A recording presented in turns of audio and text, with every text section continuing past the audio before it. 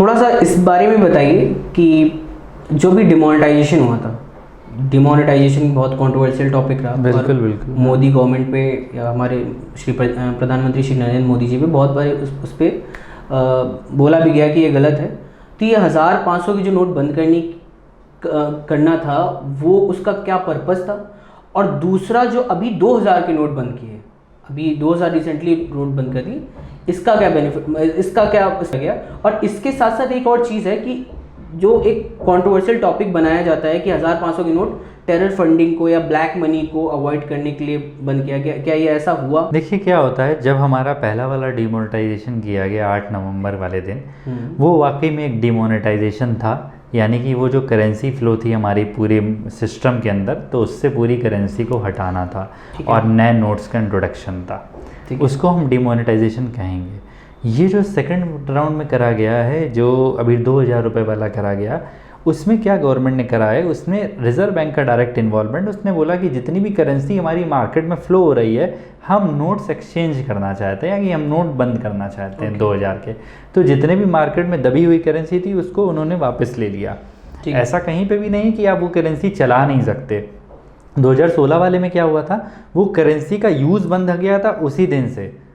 यानी कि अगर आप करेंसी यूज़ करते हो 500 रुपये की, तो आपके ऊपर पेनल्टी लग जाती, आपके ऊपर डिफरेंट थिंग्स आ जाती कि ये जो पैसा है आप नहीं यूज़ कर सकते थे। उस समय बिल्कुल बंदी करवाई गई थी। यहाँ पे क्या था, जो अभी रिसेंटली हुआ है, उसमें 2000 रुपये के नोट को वापस ले रही है सरकार, उसका बंद कहीं नहीं करा रही।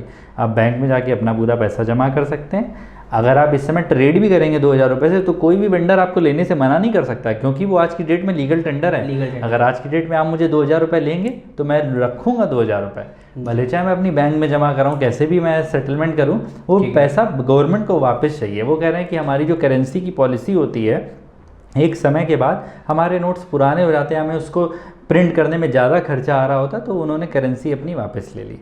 अगर हम लोग बात करें कि जो पुराना वाला हमारा 500 वाला नोटबंदी हुई थी, अगर हम उसको टेरर फंडिंग से रिलेट करें कि क्या टेरर फंडिंग हमारी उससे बंद हुई या कुछ कम हुई, ब्लैक मनी, एक्चुअली होता क्या था, बहुत सारी प्रिंटिंग प्रेस हमारे सबंस और नेबरिंग कंट्रीज़ पाकिस्तान वगैरह में लग गई थी, जो कि उसमें 500 रुपये के नोटों को बहुत ही ईजिली फ्लो कर रही थी और वहाँ से सप्लाई हो जाता था, जिसकी टेरर फंडिंग में यूज़ करा जाता था। जब सप्लाई होने लगी थी, वो बिल्कुल एकदम सिमिलर नोट्स बनने लगा था, तो उसको टेरर फंडिंग में यूज़ हो रहा था। तो बिल्कुल ये चीज़ आपने सही की, तो इससे इनको इम्पैक्ट भी पड़ा। जो टेरर फंडिंग हमारी ऑर्गेनाइजेशन थी कि वो सिमिलर नोट जो नया वाला है वो नहीं बन पाया, और पुराने वाले से उनकी जो सिस्टम चल रहा था टेरर का, आतंकवादियों को देने का जो पैसा, वो बंद हुआ है। अच्छा, आतंकवाद को लेकर डिस्कस कर रहे हैं, तो ये थोड़ा सा ऐसा टॉपिक है कि इससे किसी देश को नहीं जोड़ा जाना चाहिए, बट क्योंकि हम इंडिया में बैठे हैं, हमारा नेबर कंट्री है पाकिस्तान, और पाकिस्तान में इस चीज़ को बहुत, पाकिस्तान और टेरर को शायद अलग अलग नहीं देखा गया। आतंकवाद और पाकिस्तान को एक साथ ही, एक ही तराजू में तोल के देखा जाता है। तो जब डिमोनेटाइजेशन हुआ, उससे टेरर फंडिंग रुकी, तो क्या इसका इम्पैक्ट आज के समय में पाकिस्तान को देखने को मिल रहा है? क्योंकि हम एक ही समय दोनों आज़ाद हुए थे। एक आज के समय में चंद्रयान 3 को डिस्कस कर रहा है और उसको वो एक प्राइड का मूवमेंट बना रहा है। हम यूपीआई लॉन्च कर रहे हैं, हम अदर कंट्रीज़ में यूपीआई लॉन्च कर रहे हैं, हम इस तरफ डिस्कस कर रहे हैं। वही हमारे नेबर कंट्री है, बाप बेटा बोला जाता है, बट फिर भी चलो डिस्कस करते हैं कि वो क्यों नीचे जा रहे हैं, उनकी इकोनॉमी क्यों नीचे जा रही है? क्या इसका डिमोनेटाइजेशन की वजह से बेनिफिट वो था? जी नहीं आशीष जी, देखिए डिमोनेटाइजेशन ये हमारे देश से रिलेटेड बात है, इससे उनको कोई नहीं फ़र्क पड़ रहा। पाकिस्तान के जो आज के हालात हैं, जिस वजह से वो इतना ज़्यादा डिप्लीट हो रहा है, या जिसकी वजह से वो इतना नीचे जा रहा है, उसके अपने इंटरनल रीजंस हैं। उन्होंने कभी भी इंफ्रास्ट्रक्चर या डेवलपमेंट के ऊपर ना फोकस करते हुए टेरर के ऊपर फोकस किया, अपने इंफ्रास्ट्रक्चर को कभी भी नहीं फोकस किया। इसकी बहुत सारे रीजंस हैं, सिर्फ एक रीज़न से नहीं कंक्लूड करा जा सकता। अगर आप देखेंगे 1947 से लेकर आज तक एक भी ऐसी सरकार नहीं है जिसने अपना टेन्योर पूरा किया हो। जब एक भी सरकार नहीं जिसने अपना टेन्योर पूरा किया हो, तो जो भी हमारी सरकार की लॉन्ग टर्म फंडिंग होती है, लॉन्ग टर्म योजनाएं होती हैं, वो कोई भी पूरा ही नहीं हो पाती। जब हमारी कोई भी पूरी योजनाएं नहीं पूरी हो पाती, तो हर सरकार क्या करती है, फ्रीबीज बांटती है, सब्सिडीज़ देती है। वो कहती है कि अगर हम पावर में आएंगे तो हम आपको ये चीज़ मुफ्त में देंगे, भले चाहे देश के पास पैसा हो चाहे ना हो। और वहाँ पे एक भी बार सब्सिडीज़ नहीं कम हुई हैं। सब्सिडी जिस तरीके से शुरुआत में बढ़ रही थी, वो आज भी बढ़ रही हैं। सब्सिडी बढ़ती जा रही है, देश के ऊपर प्रेशर बढ़ता जा रहा है, क्योंकि सरकार जब स्टेबल नहीं होती तो कोई भी ठोस कदम उठाने के लिए कोई भी राजी नहीं होता। जब कोई ठोस कदम नहीं होता तो बाहर से कोई भी पैसा नहीं लगाएगा आपके देश में, यानी कि कोई भी फॉरेन डायरेक्ट इन्वेस्टमेंट FDI या फॉरेन फंडिंग नहीं आती, जिसकी वजह से बहुत सारे रीज़न ऐसे बढ़ते हैं कि आपका इन्फ्लेशन बढ़ता जाता है और आपकी जो इकोनॉमी है वो चरमराने लगती है। आज की डेट में पाकिस्तान के जो हालात हैं उसमें अगर देखा जाए तो बहुत सारा हाथ चाइना का भी है। चाइना ने उसको बहुत ज़्यादा इंफ्रास्ट्रक्चर डेवलप करने के लिए क्या करा, बड़े बड़े टेंडर्स उठाए कि हम आपका एयरपोर्ट बनाएंगे, हम आपका ये कॉरिडोर बनाएंगे।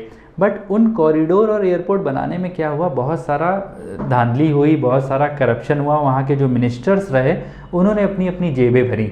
हाँ जी। और आज की डेट में चाइना ने क्या करा, वो जितनी भी पोर्ट्स और जितने भी उन्होंने रोड्स इंफ्रास्ट्रक्चर बनाए हैं वो सब हाइपोथिकेट हैं आज की डेट में चाइना के पास, और उनके पास उनको क्या मिला, जर्जर व्यवस्थाएं मिली। तो जिसकी वजह से डे बाय डे जो हालात हैं और जो सिस्टम है वो सब खोखला होता गया। लोगों ने अपनी पॉकेट भरने की ज़्यादा कोशिश करी रेदर देन देश को आगे बढ़ाने की। मेजरली क्या है, जब तक किसी भी कंट्री में पॉलिटिकल इनस्टेबिलिटी रहती है तब तक वहाँ पे ग्रोथ नहीं आ सकती। और आज की डेट में आप देखो तो पाकिस्तान इसी वजह से जूझ रहा है। वहाँ पे ना ही ग्रोथ है, इन्फ्लेशन चरम सीमा पे है, उनके पास इतना भी फंड्स नहीं है कि वो अपने देश को सही से चला सकें। जो मूलभूत सुविधाएं हैं वही नहीं वो लोग दे पा रहे हैं। और रही बात इंडिया की, तो इंडिया हमेशा से ग्रोथ डेवलप्ड कंट्री रहा है।